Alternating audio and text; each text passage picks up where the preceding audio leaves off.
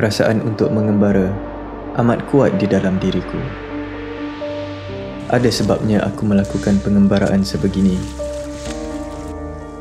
Ada sebabnya mengapa aku meninggalkan semuanya. Pekerjaanku, keselesaan hidupku, keluargaku, rakan-rakanku, untuk melihat keindahan alam ciptaan Tuhan.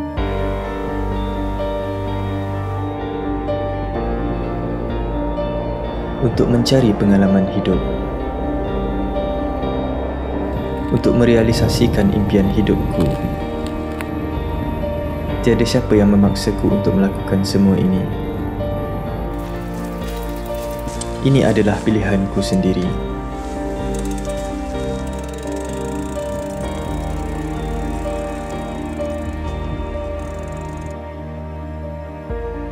Jika aku tidak lakukan semua ini, aku akan menyesal bila tiba di hari tuaku.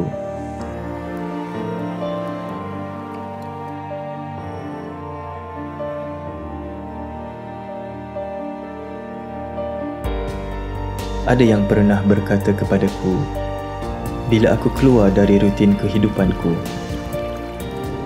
dari keselesaan hidupku, menjadi orang asing di bumi yang asing, disitulah aku mula belajar erti kehidupan. Disitulah bermulanya pengalaman hidupku yang sebenar. Disitulah aku mula keluar dari kelalaian hidup ini dan menyedarkan aku ada suatu kuasa yang lebih besar jauh di atas sana.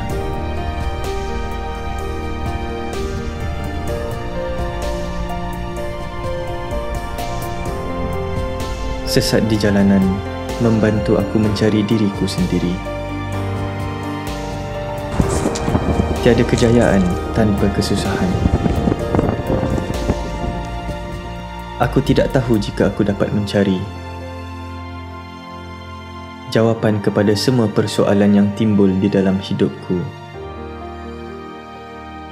Tetapi aku akan sentiasa mencarinya.